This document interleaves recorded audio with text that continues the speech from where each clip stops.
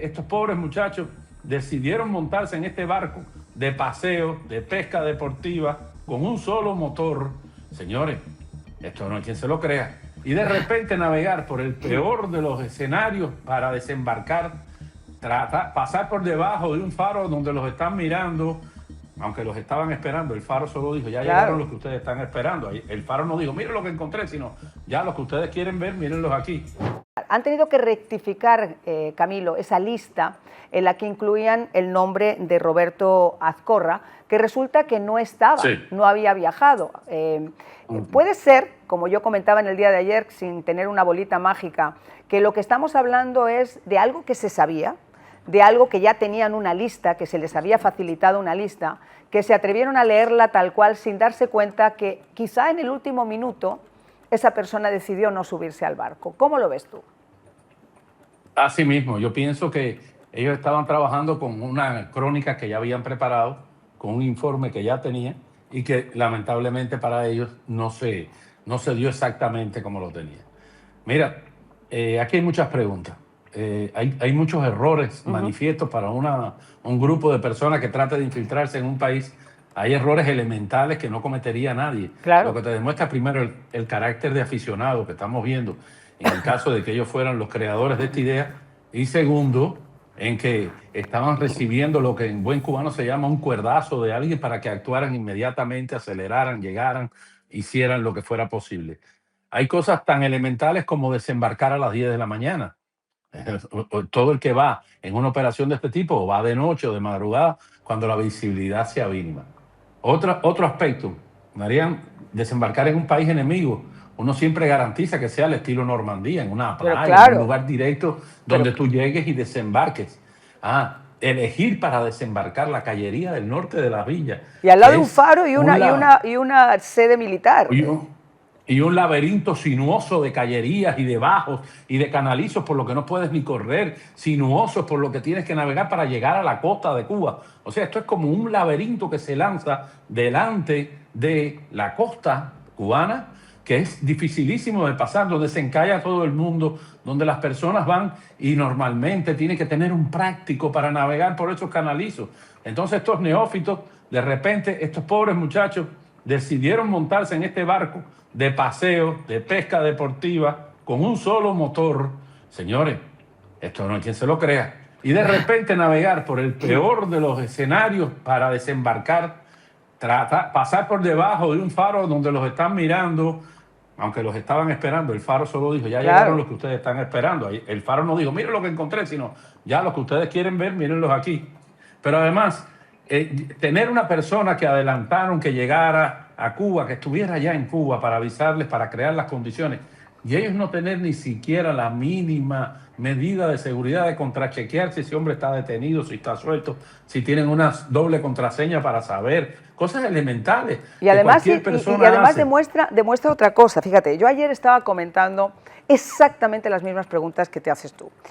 Una embarcación que la hemos visto, estábamos viendo mientras tú lo estabas mencionando nuevamente en pantalla. Una embarcación con esos individuos que ya conocemos que son además, no son sílfides, estamos hablando de gente corpulenta, armada según dicen hasta los dientes, hasta con uniformes de camuflaje. Armados, como te digo, con cajas. A mí que me pregunten primero cómo pueden llegar y después cómo utilizan con un carácter terrorista una embarcación de esas características. Es impensable. Pero hay otro más. El faro, ayer estuvimos viendo con Luis, que ha investigado todo esto, nos mostraba en el mapa, Luis Domínguez, nos mostraba en el mapa ese área que tú estás diciendo.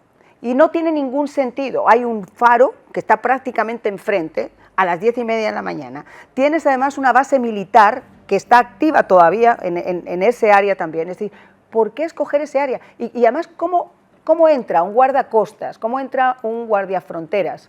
En un área que tiene un calado muy bajito de agua, que tampoco es algo que a mí me pueda...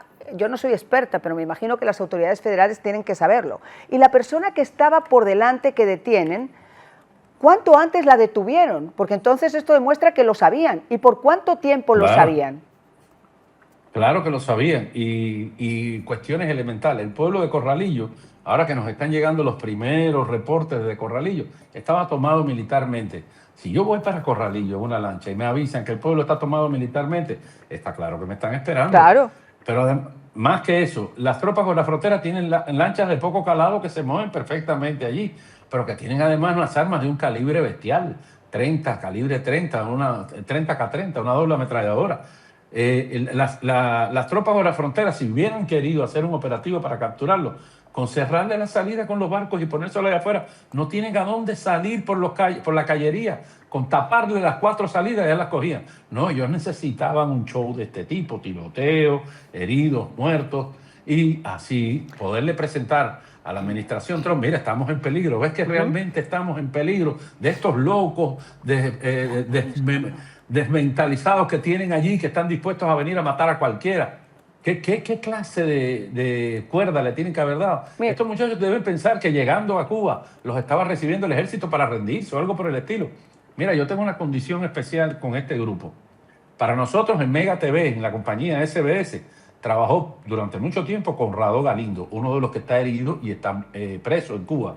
Conrado Galindo era un niño grande, él llegó de Camagüey, era una persona noble, tranquila. ahí estamos viendo fotografías. Ahí está en nuestras actividades en Mega TV, cuando repartimos los pavos, cuando hacemos los actos. Pero Conrado Galindo, ese que conocimos nosotros, que trabajaba con nosotros, no sabía andar con un arma de fuego, no tenía ni idea de lo que era un arma de fuego. Era un tipo intransigente con la dictadura, había tenido un hijo preso, había tenido problemas en su isla, en su poblado de Camagüey. Era un tipo que era enemigo del régimen, que le gustaba participar en actividades políticas, dar su criterio, pero no era nada violento. En los últimos meses nos empiezan a llegar fotografías de Conrado Galindo, vestido de camuflaje, con un AR-15, un fusil semiautomático, con una pistola, con muchísimas armas y diciendo, preparándome para la libertad de Cuba. O sea, una persona que tiene planes de meterse en Cuba, no lo anuncia. No se vende en las redes sociales. Entonces Conrado, yo lo digo de buena onda, o sea, era un niño grande, era un muchacho con muy buenos, un hombre, ahí lo tenemos, miren, ante un Hummer, con un AR-15 y una Glock en la cintura. ¿Qué idea tiene este muchacho que yo lo conocí tan bien, que trabajó tanto con nosotros en el departamento de promociones, de creerse de repente que él es Rambo, que es un combatiente militar experimentado? Él no tiene ni idea de eso.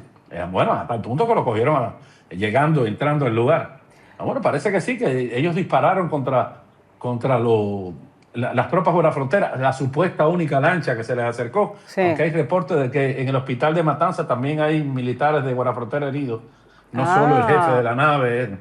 O sea, no solo llevaron los heridos al hospital Arnaldo Milián Castro de las Villas, donde están, dicen, Conrado Galindo y los otros presos del comando. Sino que también estaba el jefe del bote que fue herido. No, pero los vecinos están diciendo que en el hospital de Matanza, la provincia cercana, está muy cerca de la frontera entre Las Villas y Matanza, ahí en Corralillo, que en el hospital militar de Matanza, un hospital muy conocido a la salida de la ciudad de Matanza, yendo hacia Las Villas precisamente, por la parte de Elpis, por ahí, este hospital recibió a muchísimos militares de Guardia Frontera, muchísimos, no puedo precisar cuántos es lo muchísimos, son los reportes que tenemos, heridos en esta batalla.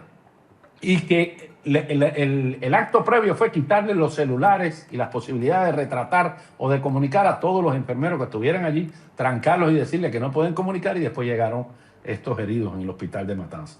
O sea, nos están dando gato por liebre, pero al final les va a servir muchísimo. Ya esto es la telenovela del régimen cubano.